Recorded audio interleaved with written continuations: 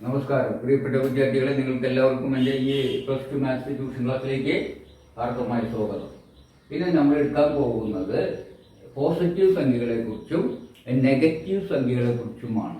നമ്മൾ സാധാരണ സംഖ്യകൾ നമുക്കറിയാം. ഇപ്പോൾ സാധാരണ നമ്മൾ എണ്ണാനൊക്കെ ഉപയോഗിച്ച സംഖ്യകളാണ് ഏതൊക്കെയാ? 1, 2, 3, 4, 5, 6 എന്നൊക്കെ പറഞ്ഞാൽ എണ്ണാൻ ഉപയോഗിക്കുന്ന സംഖ്യകളാണ്. എപ്പോഴും നമുക്ക് ആ സംഖ്യകൾ പോരാതെ വരും. നമ്മളിപ്പോ ഒരു ഉപകരണമാണ് എണ്ണകൾ. നമുക്ക് അളവ് കിട്ടാനായിട്ട് എണ്ണി കണ്ടുപിടിക്കാനുള്ള ഒരു ടൂളാണ് സംഖ്യകൾ എന്നൊക്കെ പറയുന്നത്. അവ കൂട്ടി നോക്കാനും കുറച്ച് നോക്കാനും ഒക്കെയാണ് സംഖ്യകൾ ഉപയോഗിക്കുന്നത്. എല്ലാ സംഖ്യകളും എല്ലായ്പ്പോഴും നമുക്ക് ഈ സംഖ്യകൾ തന്നെ എല്ലാം ചെയ്യാനും പറ്റിയിട്ട് വരില്ല. നമുക്ക് ചിലപ്പോൾ ചില പ്രതിഭാസങ്ങൾ ചിലപ്പോൾ കൂട്ടുമ്പോൾ നമുക്ക് ഉദ്ദേശിച്ച ഉത്തരമല്ല കിട്ടുക. ഇപ്പൊ നമ്മൾ നോക്കുക, ഒരു പുഴയും ചേർന്ന് എത്ര ഉണ്ടാവുക? എത്ര പുഴയും? 2 പുഴയാവും. അപ്പൊ ശരിയാണ്. ബഷീറിന് ഇല്ലേ, ഏതാണ് വൈക്കം മുഹമ്മദ് ബഷീർ? ഒന്നും ചേർന്നാൽ ഇമ്മണി വലിയ പണ്ട് കുട്ടികൾ പറഞ്ഞു കേട്ടിട്ടില്ലേ? അങ്ങനെ ഇതിലല്ല വര, ഈ വരയും ഇതൊരു വരയും ചേർന്ന് അത്ര വലിയ വര എന്നാണ് പറയുക അല്ലേ? അങ്ങനെ ചിലർ ചിന്തിക്കാം. അതിപ്പോ നല്ല കേസ്. ഇപ്പൊ ഉദാഹരണം നോക്കുക, 1 ലിറ്റർ ഓക്സിജനും 2 ലിറ്റർ ഹൈഡ്രജനും കൂടിച്ചേർന്ന് കഴിഞ്ഞാല് നമുക്ക് എന്താ കിട്ടുക? 3 ലിറ്റർ മിശ്രിതം കിട്ടുമോ? അല്ല, കുറച്ച് മില്ലി ലിറ്റർ ആയിരിക്കും കിട്ടുക. മില്ലി ലിറ്റർ വെള്ളമായിരിക്കും കിട്ടുക അല്ലേ? അപ്പോൾ നല്ല നമ്മള് ഈ 3 ലിറ്റർ വെള്ളം കിട്ടില്ലേ, കിട്ടോ? അപ്പോൾ അത് ചില പ്രതിഭാസങ്ങൾ അങ്ങനെയാണ്. നമ്മൾ ഈ ആഡ് ചെയ്ത ഫിഗർ എത്തുകയില്ല. ചില പ്രതിഭാസങ്ങളുണ്ട് ഫിസിക്സിലൊക്കെ. ഊർജതന്ത്രമല്ലേ, ഊർജതന്ത്രത്തിലൊക്കെ ചില പ്രതിഭാസങ്ങൾ, അതായത് ദിശയുള്ള പ്രതിഭാസങ്ങൾ. ഇപ്പൊ ദിശയുള്ള പ്രതിഭാസം ഉദാഹരണം പറഞ്ഞ ഡയറക്ഷനുള്ള പ്രതിഭാസം എന്ന് വെച്ച് കഴിഞ്ഞാല് സംഗതികൾ എന്നൊക്കെ പറയും. ഫോഴ്സ് എന്താണ്? ബലം, വെലോസിറ്റി, ആക്സലറേഷൻ എന്ന് വെച്ചാല് ത്വരണം. അതുപോലെ തന്നെ വേഗത, അല്ല പ്രവേഗം, സഞ്ചരിച്ച ദൂരം, ഡിസ്പ്ലേസ്മെന്റ്, ഇതിനൊക്കെ ദിശയുണ്ട്. എന്താണത്? ദിശയുണ്ട്, ഡയറക്ഷൻ ഉണ്ട്. ഇതൊക്കെ അപ്പോൾ ഡയറക്ഷനുള്ള സാധനങ്ങൾ കൂട്ടുമ്പോൾ സാധാരണ സംഖ്യകൾ കൂട്ടിയാലേ ഉള്ള പോലെ ഉത്തരമല്ല കിട്ടുക. അപ്പൊ നമ്മൾ ബലത്തിന്റെ കാര്യത്തിലൊക്കെ അതാണ് കൂടുതൽ നമുക്ക് എളുപ്പം. അതുകൊണ്ട് ബലത്തെ കുറിച്ചുള്ള ഒരു കാര്യങ്ങൾ പറഞ്ഞുകൊണ്ട് നമുക്കത് കൂടുതൽ വ്യക്തമായിട്ട് നെഗറ്റീവ് പോസിറ്റീവ് സംഖ്യകളെ കുറിച്ച് മനസ്സിലാക്കാനായിട്ട് ശ്രമിക്കാം. ഇപ്പൊ നോക്കുക, ഇവിടെ ഇങ്ങനെ വലിയൊരു ഭാരത്തിലുള്ള ഒരു വലിയ പെട്ടി ഉണ്ടെന്ന് വിചാരിക്കുക. എന്താ പറയാ? ഒരു പെട്ടി. ഈ പെട്ടിക്ക് നിറയെ ഇപ്പുറത്തും കൊളുത്തുകളൊക്കെ ഉണ്ട് കേട്ടാ. എന്താ പറയാ? കൊളുത്തുകളുണ്ട്. അപ്പൊ ഈ പെട്ടിയെ ഒരു കുതിര വലിക്കുകയാണ്. എന്താണ്? കുതിര. അപ്പൊ നമ്മളിപ്പോ ഇവിടെ 2 കുതിരനെ കെട്ടി വലിക്കാൻ ചെയ്യും. അല്ലെങ്കിൽ 2 വേണ്ട 3 ആയിക്കോട്ടെ, കുഴപ്പമില്ല. ഒരു കുതിരയില് 3 ഈ ആരോമാർക്ക്, ഒരു ആരോമാർക്ക് എന്തിനെ സൂചിപ്പിക്കുന്നു? ഒരു കുതിരയെ സൂചിപ്പിക്കുന്നു. അപ്പൊ 3 ആരോമാർക്ക് എന്തിനെ സൂചിപ്പിക്കുന്നു? 3 കുതിരയെ സൂചിപ്പിക്കുന്നു. അപ്പൊ ഒരു കുതിര വലിക്കുന്ന ശക്തിയെ, അതായത് ഫോഴ്സിനെ പറയും ഒരു കുതിര ശക്തി, അഥവാ ഹോഴ്സ് പവർ എന്ന് പറയും. എന്താ പറയാ? Horse power. അപ്പൊ ഒരു ഹോഴ്സ് പവർ, ഒരു കുതിര വലിക്കുന്ന ശക്തിയാണ് നമ്മൾ പറയാ. അപ്പൊ നമ്മള് 3.5 HP, 2 HP motor, 1.5 HP motor ഒക്കെ പറയില്ലേ? എന്താണ് ഉദ്ദേശിക്കുന്നത്? 3 കുതിരകൾ വലിക്കുന്ന 3 HP മോട്ടോറാണ്. മറ്റേ 3 കുതിരകൾ വലിക്കുന്ന ശക്തി അതിന് ഉണ്ട് എന്നാണ് അർത്ഥം. അപ്പൊ ഇതിന് ദിശയുണ്ട് അല്ലെ? അപ്പൊ ഈ ദിശയുള്ള വസ്തുക്കളെയാണെന്ന് പറയുന്നത് ഫോഴ്സ്. ഫോഴ്സ് ഒരു ദിശയുള്ള ഒരു പ്രതിഭാസമാണ്. എന്താണ്? ഫിനോമിനൻ എന്ന് ഇംഗ്ലീഷ് പറയും. It's A phenomenon which has direction. Direction ഉള്ള ഒരു ഫിനോമിനാണ് ഫോഴ്സ്. മനസ്സിലായോ? ഇതിലിപ്പോ 3 കുതിര കെട്ടിയെ വലിപ്പിക്കുകയാണെങ്കിൽ അതിന്റെ കുതിരകൾ കൂടുന്തോറും അത് നിരങ്ങി നീങ്ങുന്നത് വേഗത്തിലോ അല്ല, ഇത് ഒരെണ്ണം കെട്ടിയേക്കാൾ കൂടുതൽ വേഗത്തിൽ പോകും. അപ്പൊ അത് നമ്മളിപ്പോ ഏതെങ്കിലും ഇതിന്റെ ഫോഴ്സ് അളക്കാനായിട്ട് ഇവിടെ എന്തെങ്കിലും ഇത് വെക്കുകയാണെങ്കിൽ കൂടുതൽ സ്പ്രിങ്ങൊക്കെ വലിവ് കെട്ടിയിട്ടുള്ള സ്പ്രിങ് ത്രാസൊക്കെ വെച്ച് നോക്കുകയാണെങ്കിൽ അതിന് വലിവ് വരുന്നത് കൂടുതലായി കാണാനായിട്ട് കഴിയും. ഓക്കെ, അപ്പൊ ഈ 3 കുതിരകൾ വലിക്കുന്നുണ്ട്. ആ 3 കുതിരകൾ വലിക്കുമ്പോൾ തോന്നി പോകുന്ന പോക്ക് പോരാ, കുറച്ചിന് വേഗത്തിൽ പോകണമെന്ന് വെച്ചാൽ ഞാനിവിടെ 2 കുതിരേനെ കൂടി കെട്ടി. എന്താ ചെയ്തത്? അപ്പൊ ആദ്യം എത്ര കുതിരയായിരുന്നു? 3 അല്ലേ? 2 കുതിരേനെ കൂടി കെട്ടി. അപ്പൊ അത് എത്ര കുതിരശക്തിന്റെ അവിടെ? 5 കുതിരശക്തി ഉണ്ടാവും അല്ലേ? അപ്പൊ ഫോഴ്സ് 5 കുതിരശക്തി ഉണ്ടാവും എന്ന് പറയും. ഓക്കെ, ഇത് മനസ്സിലായല്ലോ? ഞാൻ വേറൊരു കാര്യം പറയാം. ഇപ്പൊ എന്റെ കൂട്ടുകാരന് എന്തുണ്ട് വെച്ചാല്, ഒരു പശുവിനെ വളർത്തുന്നതാണ് എന്റെ കൂട്ടുകാരന്റെ. നാടൻ പശുക്കളെ വളർത്തുകയാണ്. വലിയ ഒരു 5-6 ലക്ഷം ചെലവാക്കി വലിയൊരു തൊഴുത്തൊക്കെ പണിതിട്ട് അത് ആട് പശുക്കളെ ആള് വളർത്തണം. നാടൻ പശുക്കളെ സംരക്ഷിക്കുക എന്നുള്ള ഒരു ഇത് ആണ് ചെയ്യുന്നത്. അപ്പൊ ആള് 3 പശുക്കളെ വാങ്ങിച്ച് ആദ്യം തൊഴുത്തിൽ കണ്ടുവെച്ചു. അപ്പൊ വേറെ സ്ഥലത്ത് ഒരാൾ ഇങ്ങനെ പറഞ്ഞു, അയാളുടെ ഈ പശുക്കളൊക്കെ വിറ്റ് കളയാണ്, എനിക്ക് ആ വയസ്സായി വിൽക്കുന്ന പശുക്കളെ നോക്കാൻ പറ്റുമെങ്കിൽ ഒരാൾ പശുക്കളെ കൊടുക്കുമ്പോൾ അവിടെ നിന്ന് പോയിട്ട് 2 പശുക്കളെയും വാങ്ങിച്ചു കൊടുത്ത് തൊഴുത്തിൽ കെട്ടി. ആദ്യം എത്ര പശുക്കളെയാണ് തൊഴുത്തിൽ കെട്ടിയത്? 3. എത്രയാണ്? 3 കുതിര പശുക്കളെയാണ് കെട്ടിയിരുന്നത്. ഇപ്പൊ ആള് എത്ര പശുക്കളെ കൂടി മേടിച്ച് തൊഴുത്തിൽ കെട്ടി. അപ്പൊ ഒരു 3 പശുവിനെ കെട്ടി ആ തൊഴുത്തിൽ വീണ്ടും 2 പശുക്കളെ കെട്ടിയപ്പോൾ അവിടെ എത്ര പശുണ്ട്? ആ തൊഴുത്തിൽ എത്ര പശുണ്ട്? 5 പശുണ്ട്. ഓക്കെ, അത് കറക്റ്റ് അല്ലേ? ഓക്കെ, 3 പശുവിന്റെ കൂടെ 2 പശുവിനെ കൂടി കെട്ടുമ്പോൾ അവിടെ പശു കൂടുകയാണോ കുറയാണോ ചെയ്യുന്നത്? കൂടുന്നു. അത് സംശയമില്ലല്ലോ. നിങ്ങളിത് സിമ്പിളായിട്ട് വിചാരിച്ചിട്ട് അറിയാവുന്ന കാര്യം വിചാരിച്ചിട്ട് സിമ്പിളായിട്ട് ഇരിക്കരുത്. അറിയുന്ന കാര്യത്തിൽ നിന്ന് അറിയാത്ത കാര്യത്തിലേക്ക് നമ്മൾ പ്രവേശിക്കുകയാണ്. അപ്പൊ നമ്മൾ ശ്രദ്ധിച്ചില്ലെങ്കിൽ നമുക്ക് അത് മനസ്സിലാവില്ല. സിമ്പിളായിട്ടുള്ള കാര്യങ്ങളാണ് തോന്നുമെങ്കിലും ഇത് കോംപ്ലിക്കേറ്റഡ് ആയിട്ടുള്ള കാര്യങ്ങളാണ് പറയാൻ പോകുന്നത്. ഒരു തൊഴുത്തില് കുതിര ഈ പശുക്കളെ 3 ഉണ്ടായിരുന്നു. അതിന് 2 എണ്ണം കൂടി കെട്ടുമ്പോൾ ആ പശുക്കളെ കെട്ടുമ്പോൾ കൂട്ടുകയാണ് ചെയ്യുന്നത്. ഇനി അതില് ഞാൻ ഒരു പശുവിനെ തീറ്റാൻ കൊണ്ടുപോയി.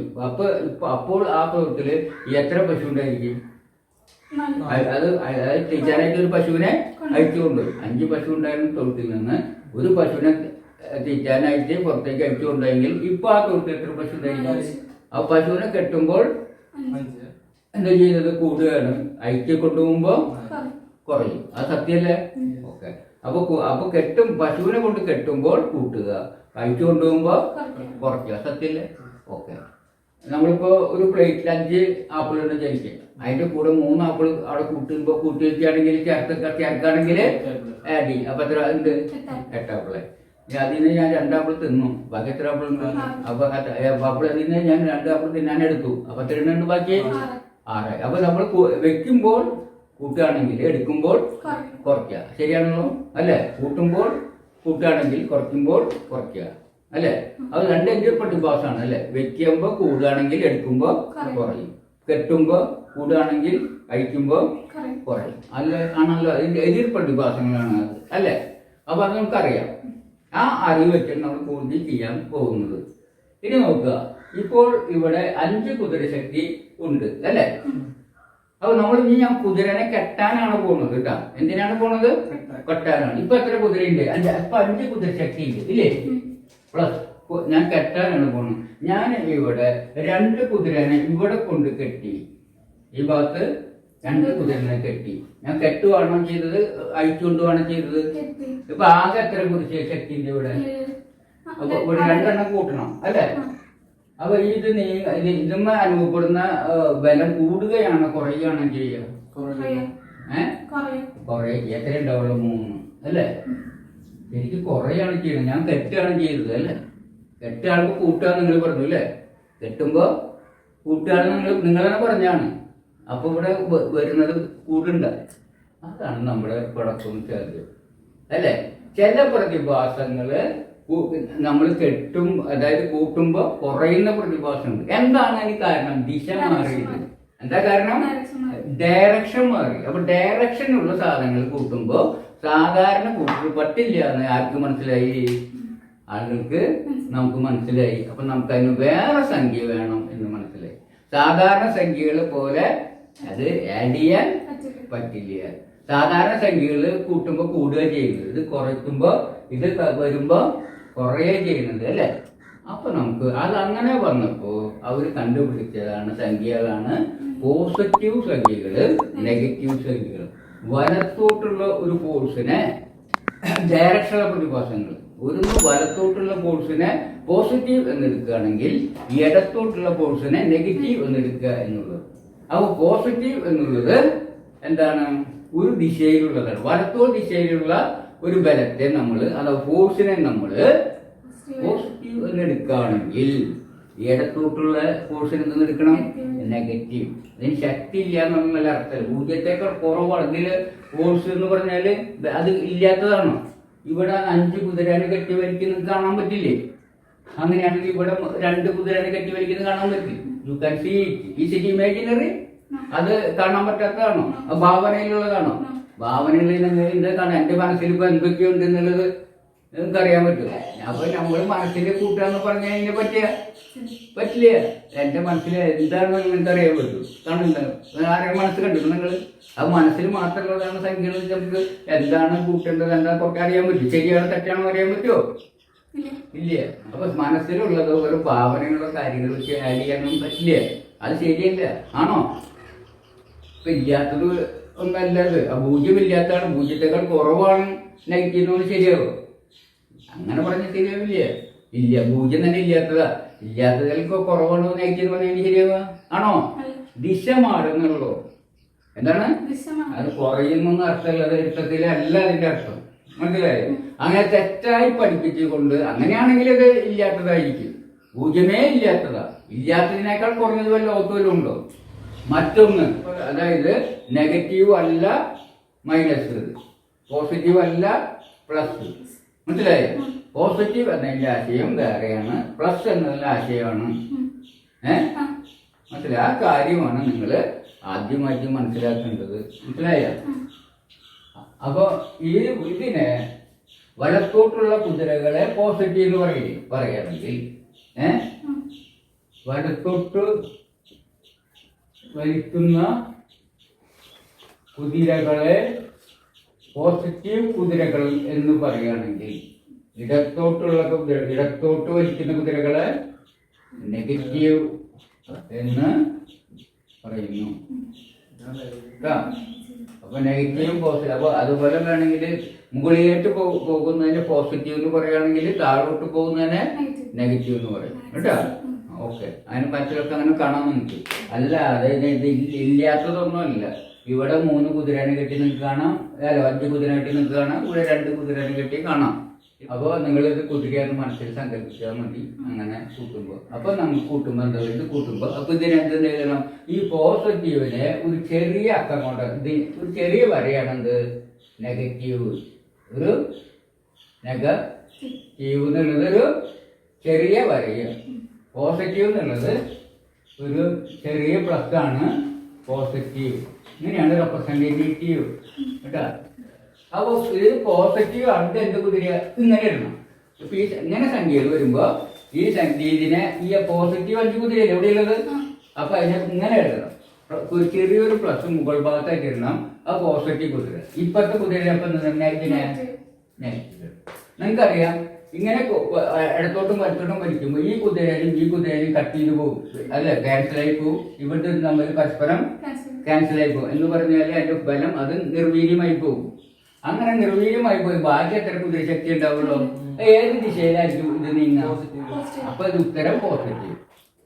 അപ്പൊ പോസിറ്റീവും നെഗറ്റീവും തമ്മിൽ കൂട്ടുമ്പോൾ സാധാരണ കൂട്ടിൽ 7 വരിക അല്ലേ? പക്ഷെ നെഗറ്റീവ് പോസിറ്റീവ് സംഖ്യയിൽ കൂട്ടുമ്പോൾ ഉത്തരം വരുന്നത് പോസിറ്റീവ് നെഗറ്റീവ് അല്ലെങ്കിലാണ് വരിക. ഇവയുടെ വ്യത്യാസം എത്രയാ? 3. വ്യത്യാസം കൊണ്ട് ഏത് ദിശയിൽ ക്യാൻസൽ ചെയ്ത് ഏത് ദിശയിലേക്കുള്ളത്? അധികമുള്ള ദിശയിലാണ് ക്യാൻസൽ ചെയ്യാണ്ടിരിക്കുക അല്ലെ? ഇതിൽ അധികമുള്ള ദിശയിലാണ്. അപ്പൊ വ്യത്യാസം വന്നു. അധികമുള്ള ഭാഗത്തേക്ക് ബലം നിൽക്കുക അല്ലെ? അപ്പൊ എവിടെയായിരിക്കും ഉത്തരം? 3 ബലം നിൽക്കും. അതെങ്ങോട്ടായിരിക്കും? പോസിറ്റീവ്. അപ്പൊ എങ്ങനെയാണ് കൂട്ടുന്നതിന്റെ ചിഹ്നം? Positive 5 plus negative 2. 2 കൂട്ടല വേണ്ടത്. എന്താ കാരണം? നമ്മൾ ഇവിടെ തെറ്റല്ലേ ചെയ്ത് അതിന്റെ എടുക്കലല്ലോ ചെയ്ത്. അവ കെട്ടുമ്പോ എന്താ ചെയ്യാ? കൂട്ടുക. അവ കൂട്ടുമ്പോ റൈറ്റിലത്തെ ഭാഗത്ത് 5 ഇരിക്കണത്, പക്ഷെ നമ്മള് ലെഫ്റ്റിലെ ഭാഗത്ത് എഴുതിയിരിക്കുന്നത് കൂട്ടാനായിട്ട് എങ്ങനെയാണോ ചെയ്യാൻ അത് കൂട്ടുന്നത് കുഴപ്പമില്ലല്ലോ. ഇത് കൂട്ടി ഉത്തരം. ഇപ്പൊ ഇതില് കാണുന്ന 5 എണ്ണം ഇവിടെ എടുത്തു, ഇവിടെ 3 എണ്ണം എടുത്തു, അങ്ങനെയായി. എങ്ങനെയായാലും ഉത്തരം തന്നെ. നെഗറ്റീവ് 2ന്റെ കൂടെ പോസിറ്റീവ് 5 കൂടിയാലും അത് തന്നെ ഉത്തരം. നെഗറ്റീവ് 2 അല്ലേ, നെഗറ്റീവ് 2 കുതിരയും എപ്പോഴത്തേനും ഉത്തരം വരിക പോസിറ്റീവ് 3 ഉത്തരം വരിക. മനസ്സിലായോ? പോസിറ്റീവിന് നെഗറ്റീവ് മൈനസ് എന്ന് പറയരുത്, എന്നും എന്തെന്ന് പറയാൻ പാടൂ നെഗറ്റീവ്. മനസ്സിലായോ? Negative is not minus, positive is not plus. Okay, അത് വളരെ ഇമ്പോർട്ടന്റ്. അങ്ങനെ ഇവിടെ ഞാൻ 7 കുതിരേനെ വെച്ചു വിചാരിക്കുക. ഇവിടെ 7 കുതിരേനെ വെട്ടി. ഇപ്പൊ ഇവിടെ എത്ര കുതിരയുണ്ട്? 7. നെഗറ്റീവ് 7 കുതിര അല്ലേ? ഇവിടെയോ പോസിറ്റീവ് 5 കുതിര. അപ്പൊ നെഗറ്റീവ് 7 കുതിരയും പ്ലസ് പോസിറ്റീവ് 5 കുതിരയും എത്രയാ വരിക?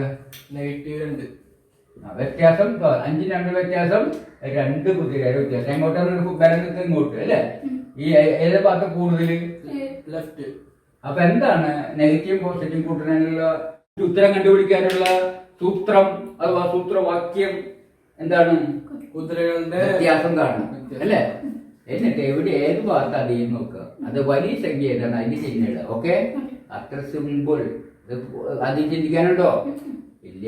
അപ്പൊ നെഗറ്റീവ് പോസിറ്റീവും കൂട്ടാൻ പഠിച്ചില്ലേ നമ്മള്? പഠിച്ചല്ലോ. ഇനി മറക്കില്ലല്ലോ, മറക്കാൻ പാടില്ല. ഈ കുതിരയുടെ കാര്യങ്ങൾ ഓർക്കുക. ഓക്കെ, അപ്പൊ ഇതാണ് എന്താണ് നെഗറ്റീവ് സംഖ്യകൾ എന്ന്, എന്താണ് പോസിറ്റീവ് സംഖ്യകൾ നിങ്ങൾ ഞാൻ നിങ്ങളോട് പറഞ്ഞു തന്നു. അത് ദിശയിലുള്ള പ്രതിഭാസങ്ങൾ സൂചിപ്പിക്കുന്നതിനാണ് നെഗറ്റീവ് പോസിറ്റീവ് ഉപയോഗിക്കുക. ഒരു ദിശയിലുള്ളതിനെ പോസിറ്റീവ് എന്ന് വിളിക്കുകയാണെങ്കിൽ അതിന്റെ നേർ എതിർ ദിശയിലുള്ള പ്രതിഭാസങ്ങളെ നെഗറ്റീവ് എന്ന് വിളിക്കും. വെട്ടുന്നതിനെ കൂട്ടുക എന്ന് പറഞ്ഞാൽ ഈ അഴിച്ചിട്ട് കൊണ്ടുപോകുന്നതിനെ കുറയ്ക്കുക എന്ന് പറയും. നമ്മൾ ചേർക്കുന്നതിനെ കൂട്ടുക എന്ന് പറഞ്ഞാൽ എടുത്തു മാറ്റുന്നതിനെ കുറയ്ക്കുക എന്ന് പറയും. ഇതൊക്കെ കാര്യങ്ങൾക്ക് മനസ്സിലാക്കിയിരിക്കുക. ഇപ്പൊ നെഗറ്റീവ് സംഖ്യകൾ പോസിറ്റീവ് സംഖ്യകൾ കൂട്ടാനാണ് നമ്മൾ പഠിച്ചത്. എന്താണ് നമ്മൾ ചെയ്യേണ്ടത്? വ്യത്യാസം കാണുക. ഒരു നെഗറ്റീവ് സംഖ്യയും ഒരു പോസിറ്റീവ് സംഖ്യയും കൂട്ടാൻ പറഞ്ഞു കഴിഞ്ഞാൽ എന്താ ചെയ്യേണ്ടത്? അവയുടെ വ്യത്യാസം കണ്ടുപിടിക്കുക. എന്നിട്ട് ഏത് സംഖ്യയാണ് വലുത് അതിന്റെ ചിഹ്നം ഇട്ടാൽ ഉത്തരമായി. സിമ്പിൾ, ഇത്രയുള്ളൂ. അപ്പൊ നിങ്ങൾ കൂട്ടാൻ പഠിച്ചല്ലോ. ഇനി നമ്മളിത് നിങ്ങൾ വളരെയധികം മനസ്സിലേക്ക് ഉറപ്പിക്കുക. ഇനി അത് കഴിഞ്ഞാൽ നിങ്ങൾക്ക് അപ്ലൈ ചെയ്യുക. ഇതാണ് വേണ്ടത്.